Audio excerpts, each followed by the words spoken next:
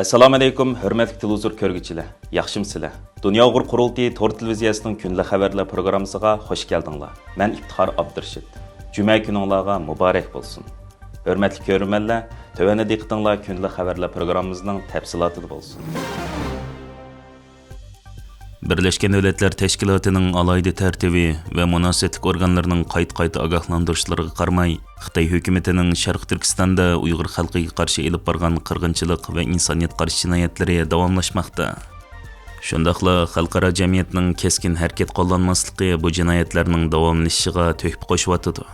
Dünya Uyghur qurultiyi Şarkı Türkistan'da Xitay hükümetinin Uyghur halkıga qarşı elib bargan qırğınçılık ve insaniyet qarşı cinayetleri to'g'risida Birleşken Devletler Teşkilatı mutaxassislarining izchil bayqashlari, ishonchlik tekshirishlar, hayat qolganlarning guvohliklari ve xalqaro qonun o'lchamlariga asoslangan holda Birleşken Devletler Teşkilatı ve Yevropa Parlamentiga Uyghur irqiy qirg'inchiligini to'xtatish ve Xitoyni tekshirishga chaqiriq qiladi. Uyghur xalqi Xitoy ichidagi bir oz sonliq millat emas, balki Sharq Turkistonning yerlik ve asli aholisi.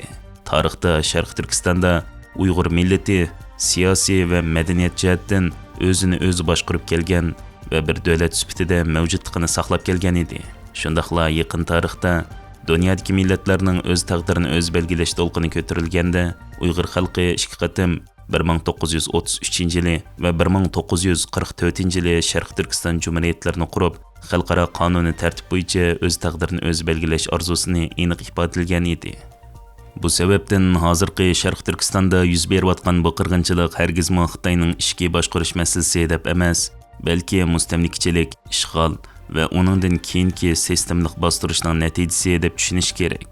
Bu qirg'inchilik Uyg'ur xalqini irq, madaniyat va diniy guruh sifatida yo'qotishga, talto'kis, assimilyatsiya va yutilishga qartilgan.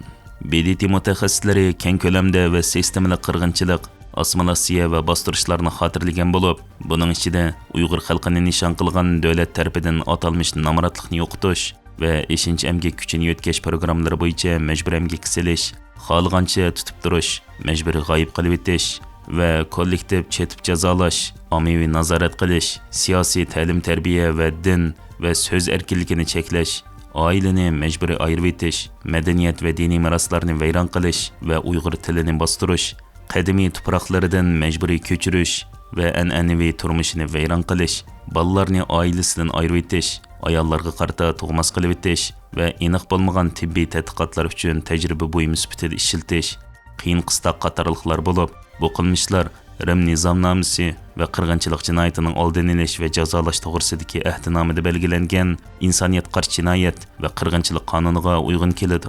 Navbatda majburiy emgakning dunyoviy ta'minlash zanjiriga singib kirishi bilan Sharq Turkistonda majburiy emgak orqali ishlab chiqarilgan tovarlar ko'pincha hollarda uchinchi davlatlar orqali Yevropa va dunyo bozorlariga kirishni davomlashtirib, Yevropa ittifoqining qimmat qarashi, savdo butunligi va kishilik huquq va'dasiga buzg'unchilik qilmoqda. Bu mavjud savdo qoidalariga buzg'unchilik qilib qolmay, hamda majburiy ijro qilish mexanizmi va shirkatlarning mas'uliyatini surishtirishning qiyinchilik darajasini oshirib yetadi.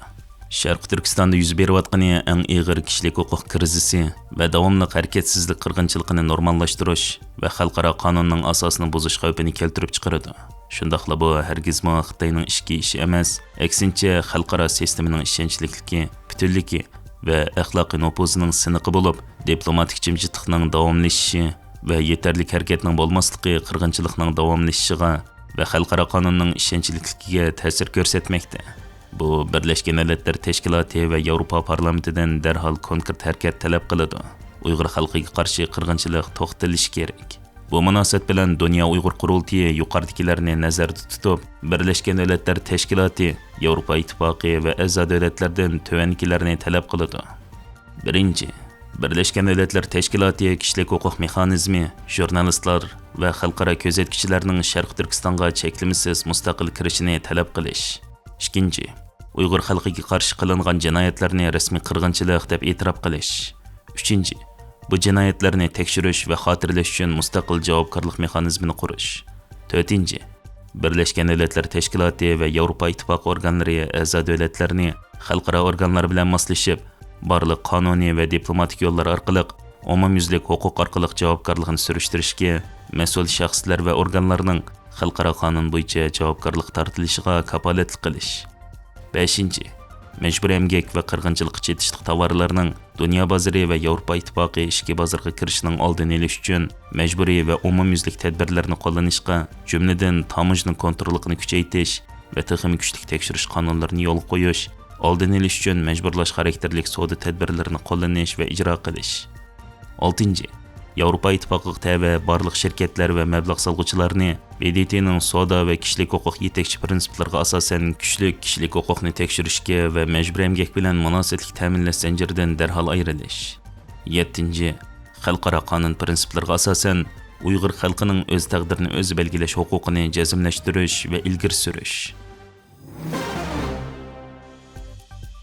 Germaniya muavin mudofaa ministri Pilotner Xitoy sun'iy hamrohlarining Yevropa sun'iy hamrohlariga qarshi havo jangi elib berayotganligini, buning endi kundalik odatga aylanganligini ta'kidlagan bo'lib, bu endi Xitoy bilan Yevropa o'rtasidagi bo'shliqdagi aralashma urushining boshlanganligini bildirdi degan. Germaniya muavin mudofaa ministri Jens Pilotnerning aytishicha, Yevropaning dushmanlari kelgusida yuz beradigan to'qinishga tayyorlik qilish uchun Yevropa ittifoqining olam bo'shliqi mulkini qalayimqonlashtirish faoliyatlarini elib berayotmoqda ekan. Germaniyaning davlat mudofaa ministrining chorshanba kundagi bayonotida Xitoyning olam bo'shliqida Yevropa sun'iy hamroh sistemasini qalayimqonlashtirishi haqida to'xtalib, Xitoyning olam bo'shliqidagi faoliyatlari it urushiga barobar degan bo'lib, u Yevropani jiddiy tayyorlik qilish kerak bo'lgan yangi reallik haqida ogohlantirgan.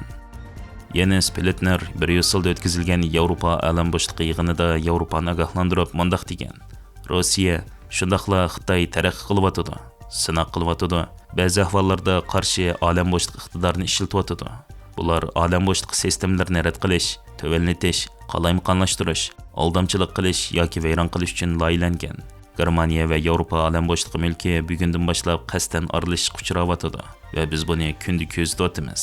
Xitoy sun'iy hamrohlari orbitida intayin chaqqon va murakkab manevralarni elib beryotidi. Bo'libmi axborot, nazorat qilish va razvedka qilish, shundaqla tez va bexatar aloqa qatorliqlar Xitoyning bu faoliyatlarini olam bo'shliqidagi ishchi urushi deb atashga bo'ladi. Germaniya 2030-yildan burun harbiy olam bo'shliqi iqtidoriga 35 milliard yevroluk qayta qurollanish uchun 500 milliard davlat mudofaa mablag'i planini e'lon qilgan bo'lib, Jens Pilotner so'zda yana bu Yevropaning dushmanlarining olam bo'shligiga asoslangan mudofaaning hozir to'qinish hal qilg'uchi rol o'ynay oladiganligini, shunga olam bo'shliqi ulaslarga qilingan hujumlarning kelgusidagi har qanday to'qinishning dastlabki bosqichida yuz beradiganligini va bundaq hujumning ifodasining bugunla yuz berayotganligini faraz qilishimiz kerak deganlarni o'ttirib qo'ygan. Birleşken Milletler Teşkilatı'na bo'lgan ishonchning oxirgi 10 yil ichida ko'rinarli darajada tövənlishi bu organdagi adolatning cho'kishining natijasi bo'lib, Uyg'ur tashkilotlari va demokratik davlatlarning Uyg'ur irqi qirg'inchiligi masalasini Birleşken Milletler Teşkilatı'da kun tartibga keltirish tirishchanligining Xitoyni markaz qilgan diktatorlarning ovoz ustunligi bilan mag'lub bo'lishi buning bir misoli edi. Tadqiqotlarda 2021-yildan 2024-yilgacha bo'lgan aralıqda 27 davlatning 23-da ishonch tövənliganligi ko'rsatilgan bo'lib, geosiyosiy jiddiylikning kuchayishi, to'qinishlarni hal qilishdagi unumsizlik va idoriy unumsizlikning ta'sirida ishonchning bu xil tövənlishi Birleşken Milletler Teşkilatı'dagi keng ko'lamli krizisni aks ettirdi ekan. Növbətdə Amerika Birleşken Milletler Teşkilatı'nın Kişilik Hüquq Kengişi Seyye Komitetini öz içiga alğan xalqaralıq 66 təşkilatdan çekinib çıxışı, Gaza meselesini hal qilish uchun öz aldığa Tinchlik Komitetini qurib, Birleşken Milletler Teşkilatı'ga qarta tekti shakllantirishi Xitoyni bearam qilgan. Xitoy Birleşken Milletler Teşkilatı'ga doimiy a'zo 5 davlatning biri bo'lib, oxirgi 10 yilda Birleşken Milletler Teşkilatı'ning muhim organlarini o'zining ta'sir ostiga ilib bo'lgan. Birleşken Milletler Teşkilatı'da Xitoyga munosabatli har qanday qaror ilindigan bo'lsa, uning natijasini Xitoyning manfaatini qo'g'daydigan darajaga yetgan. Trumpning Birleşken Milletler Teşkilatı'ni cho'ktirishi Xitoyning uzun yillik ajrini yer bilan yakson qilib tashlaydigan bo'lib, Xitoy yaqindan buyon BDT yadroligidagi xalqaro sistema va xalqaro tartibni qo'g'dash haqida jar solishga boshlagan. Mutaxassislar kelgusida Birleşken Milletler Teşkilatı'nın vayron bo'lish mumkinligini, uning o'rnini boshqa bir sistema yoki yangi bir organning egallash ehtimolligi borligini faraz qilishmoqda ekan. Navbatda dunyoning taqdiriga munosabatli muhim qarorlar Amerika, Angliya, Fransiya, Rossiya va Xitoydan iborat doimiy a'zo 5 davlatning hukmiga bog'liq bo'lib qolgan bo'lib, bu ko'plagan davlatlarning noroziligini qo'zg'ab kelgan va bu masalani hal qilish uchun Birlashgan Davlatlar Tashkilotiga doimiy a'zo davlatlarning sonini 15 yoki 30 ga ko'tarish takliflari necha qatim o'tirib qo'yilgan bo'lsa-mu amalga oshmagan. Hörmətli görürmənlər, yuqorida diqqətinizə günlük xəbərlər proqramımızın təfsilatını sunduq. Keyin qitimliq sanımızgacha ko'rishkish aman bo'lgaysizlar. Stansiyamızın YouTube kanalıga a'zo bo'lishni unutmang. Xayr xo'sh.